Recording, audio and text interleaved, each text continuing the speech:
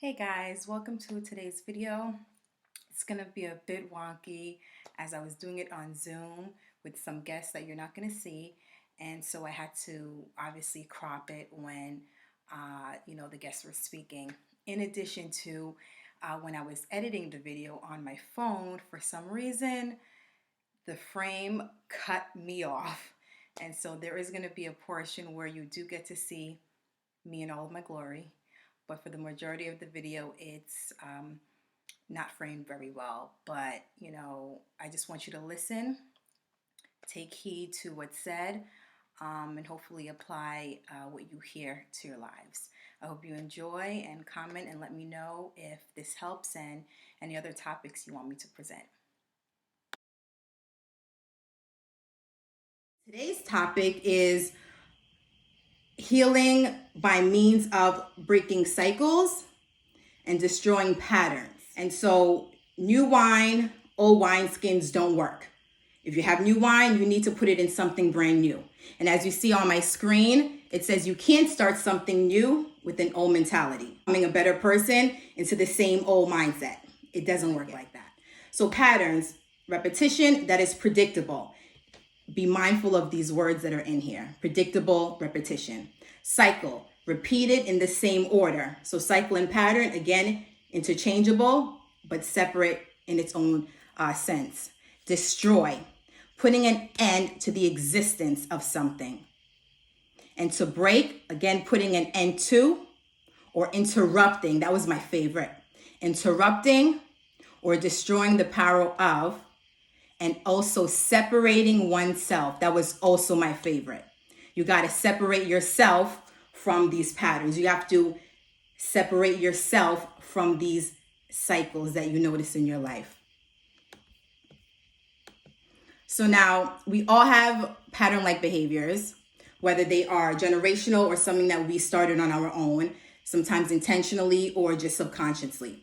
Things that we think, things that we say, things that we do, the ways that we feel, and the ways that we react or respond, but mostly react. Because response sometimes can be thought of as verbal or orally, but reacting can be physical reactions, verbal, whatever. So we all have pattern-like behaviors in what we think, say, do. The way I would describe or teach patterns to the preschoolers, I would say a simple definition or simple explanation that I know that they can comprehend, and then we'll work on it, right? So I would tell them, I would say a pattern is something that goes again and again and again. I'll keep it at that, and then I'll give them like two colors, pink and red. So I'll just do pink, red, and then repeat the definition. I'll say, you see, pink and red is again and again and again. And then I'll try it with something else. I'll do shapes. I'll do circle, square, circle, square. And then I'll reinforce that definition again by saying, you see, the square and the circle is going again and again and again until they start to comprehend, okay, patterns is just again and again and again. It's repeating itself again and again and again, right? So now to assess their understanding, I'll ask them, okay, what comes next, right? And in addition to assessing their understanding of patterns, I would throw in something different. So if I'm doing pink and red, after the third pink and red, I'm now going to throw in blue, right? And ask them if that goes and whatnot. So that would be my assessment of their understanding. I say that to say that when I throw in blue, I interrupted. Remember that definition? Let's go back to that definition now. The definition of break. I interrupted the pattern. I threw in a different element of that sequence, right? In order to break these patterns, you got to do something different. You got to throw in a different element, a different thought process now, something else different that I can say, another way I can now react, to interrupt, to separate, to put an end to this pattern, to put an end to this cycle, right? Because as you see, patterns and cycles are just repetition. They keep going again and again and again. You got to throw in something different now to put an end to the existence of this pattern, this unhealthy pattern. So now, like I said, we have these pattern-like behaviors of what we think. Now you guys can engage. Past and present, like I said, there can be generational cycles, of single motherhood. Great grandmother was single.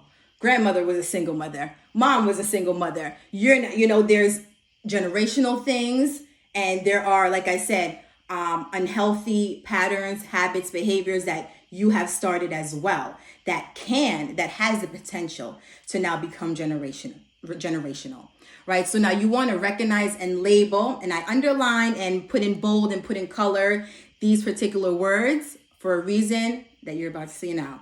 So you need to recognize and label, meaning putting a name to these patterns and behaviors. What do I mean by name is I yell, I stomp, I cry, I give up. Label what you're doing, label how you're thinking, label what you're saying as these patterns. Think back and think about, okay, every time this happens, this is how I act. Every time they say this is what I say in return, right? And they can be healthy and unhealthy patterns, but think about which ones are obviously the unhealthy ones. That's what we're here for tonight. Remember, we said that patterns and cycles are predictable. Blue, yellow, blue, yellow, blue, yellow. We know that blue is going to come next. It's predictable. And so if you, like I said, just start to self-reflect and notice what you do and say and think every time X, Y, and Z happens, you now have that self-awareness to know what you're about to do so that you can stop it, right? And I really hope I'm making sense. Like I said, please guys, stop me if you have something to say, if you have a question, because I will keep going. So now remember I said in one of my assessments of if a child understands a pattern, I'll throw in a new element. I'll now throw in the color red in a pattern that only had blue and yellow. You got to throw in these new elements. And again, this is for you to self-reflect and figure out, okay, how else can I respond? What else can I say? What new words can I use? New elements? What new thoughts can I start thinking? And how? And if you need new element now needs to be introduced to break it. What have you been doing that's not working? What now do you need to change and start doing, right? Differently, like you said, and we both said, dating life, you're finding a new job, and even as you're at the job, your interaction with coworkers, right? You can't keep going in there thinking you know everything or thinking that you're going to be the boss, top shot, or whatever. And now you're having negative feedback and just negative vibes from others. You're doing something wrong. Break that cycle, break that change, go in there with a different mindset. Interaction with family, right? Your kids, your spouse, your parents, your sibling, whatever. How are you interacting with them and you don't see any real change? Throw in a new element. Try something new. Your interaction with friends, again, your coping mechanisms. You mentioned drug use, right? Many of us use drugs as coping mechanisms. Some people use painting, some people use exercise, whatever. Again, some are healthy, some are unhealthy. What are your coping mechanisms like, right? Throw in a different element now. Try something new. Your self-perception. How do you keep seeing yourself and thinking about yourself?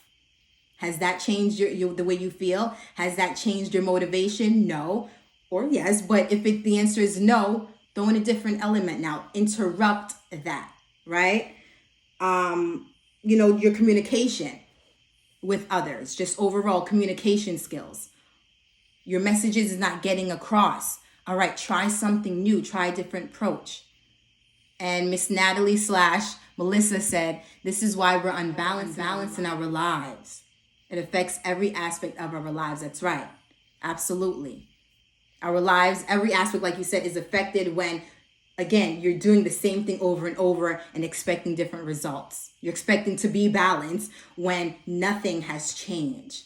You literally change as a human being. You start off as an embryo. You turn into an infant. You have to change. Life requires change. Life requires newness. There's no way you can remain an embryo and, be a professor. You need to change and develop and grow. You need to be the correct age, have the correct intellectual level. You can't stay here and think that you're going to be able to be here magically. Yes, God is a divine, miracle-working God. He can do things, but not when we're not choosing to come out of our embryonic state. So now, the next slide I'm going to show you is a framework used in education. It's called Bloom's taxonomy. It's a framework used to develop students' cognitive processes as it gets more challenging as you go up the triangle, right? So now, as you see in each triangle, there's different learning objectives per se: knowledge, comprehension, application, analysis, synthesis, and evaluation. We're going to use this taxonomy in our personal lives. I'm going to show you that on the next slide or right now. So knowledge, label, define. Remember I said that word label, name what you're doing. Name these pattern-like behaviors, right? Identify them, have that self-awareness. Recall, think back on what you said, how you reacted, what you did. Define your actions and what patterns you notice. This is where the notebook can come in handy that I was saying if you want, but again, I can share this with you. As you move on up now, describe or explain this cause and effect relationship between your pattern-like behavior. Explain why you keep thinking this way now. Explain why you keep reacting this way. You labeled it, right? You named the fact that you keep yelling. Now why? Describe the situation that's happened prior to. What's that cause and effect relationship there? As you move on up, the next one was application. How are you going to apply all of this self-awareness now? How are you going to use it? Interpret it now. How are you going to apply what you understand about these patterns to add this new element now, to make a change? Right? The yellow box was, or the next one, analysis. Now analyze all of this, or compare rather, right? What relationship or commonalities does your behavior, all of the behavior, thinking, doing, saying, feeling, and reacting, what commonalities? Compare these, your behaviors, to the patterns, right? Okay, so every time this happens, I do this. Every time she shows up, I react this way. Every time I go to work, I feel this way. What comparison can you draw from that now? Right? Sorry. Synthesize, meaning putting all that information together now. Make a plan. What plan can you now develop to reframe your mind and develop healthier, more effective patterns? What plan can you now develop to add a new element? Right? What plan can you develop to now interrupt these changes? Okay, no, every time I go home, it's quiet, I'm bored, let me drink. Interrupt it. Go jog. Interrupt it. Make a plan to add something new. Make a plan to interrupt these cycles and break it. Make a plan to develop and to add something healthier. You feel bored? Do something else, right? The last one was to evaluate. Now assess everything that you just thought of, right?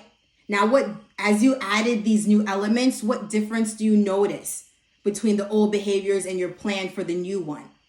Right? Have that assessment strategy. Now back to the original scripture, even though many scriptures, just like the woman at the well, can be used as representation of bringing healing to you by breaking these cycles and destroying these patterns. If you want to see a change in outcomes and to break cycles, you have to change these patterns of behavior. This is how healing will begin to form after the effects of these cycles and continued patterns. The last slide, I heard this or read this saying at my job this week. Some people would change when they see the light, and some people would change when they feel the heat. So now you have the choice to either change now as you're beginning to self-reflect and recognize these patterns, or you can change later when these patterns are now breaking you. So you can either recognize and break them, or they break you and you kind of are forced to. And we don't want to ever be just put in a position where we're at rock bottom, as it says. And I want to challenge you to actually use another educational strategy called backwards planning, where you start from the bottom up, but in this case, from the top down.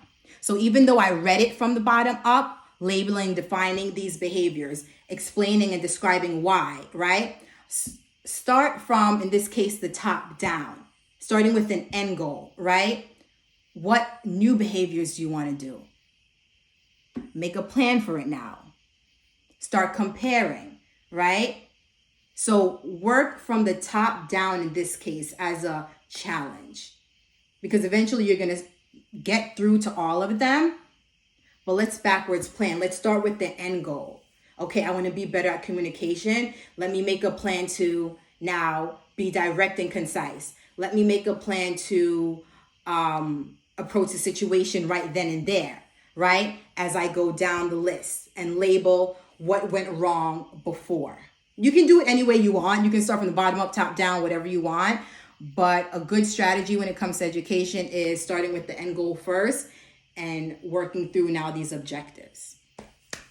So another Bible passage that can be used to illustrate making a change, or the way Jesus just interrupts, I just thought of it. Saul on the road to Damascus. He done interrupted. Jesus will interrupt your life, whether you're ready for it or not. But especially when you are ready for it, look at Pastor Beckford's face, especially when you really have that heart and desire to actually change now, he will interrupt it right then and there. Saul definitely didn't have any plans to stop persecuting the Christians. He was on his way to go destroy and persecute more Christians. But Jesus said, no, I'm going to destroy your patterns of behavior. I need you for more. I need you for better. I need to throw in a new element now. I need to change your name. I need to just blind you for a quick second. He's going to throw in new things. He's going to destroy. He's going to interrupt. He's going to stop. Oh, there was another one. Stop the power of. Where is it? Destroy the power of our patterns. Our behaviors clearly has become powerful where it leads to these predictable end results. We need to destroy the power that it has, or it has developed rather. Put an end to the existence of you destroying my people. Put an end to the existence of you destroying yourself. Sometimes we don't think good thoughts about ourselves. That's another thing I'm destroying. That in the name of Jesus, that's another thing that I'm destroying in my life and breaking the pattern. What can you do? What plans can you make? Do you need self-affirmations? Is that going to be the new plan? Whatever, you need to throw in a new element. And I never like to speak on or anything that I don't practice. I like to practice what I preach. I purposely chose this because I know I'm in a stage of my life where I do want to break some patterns. And I am in the process of doing so. It doesn't happen overnight, right? As we all know and as we all say. And again, God is a divine God. He can interrupt it right now overnight. But now the steps, little by little, it will happen. Again, if you have that desire. So as you saw, as I stated in the beginning of the video, it was a bit funny looking at frame-wise. But most importantly, as I said, I hope you were able to get some type of healing and information from it. I will do my best to upload the personal life blooms taxonomy diagram that I mentioned in the video, just where you can, as stated, label your behaviors, describe or explain the reason for it, make a plan to change it, and just assess, right? Again, reach out if you have any questions, and God bless you all.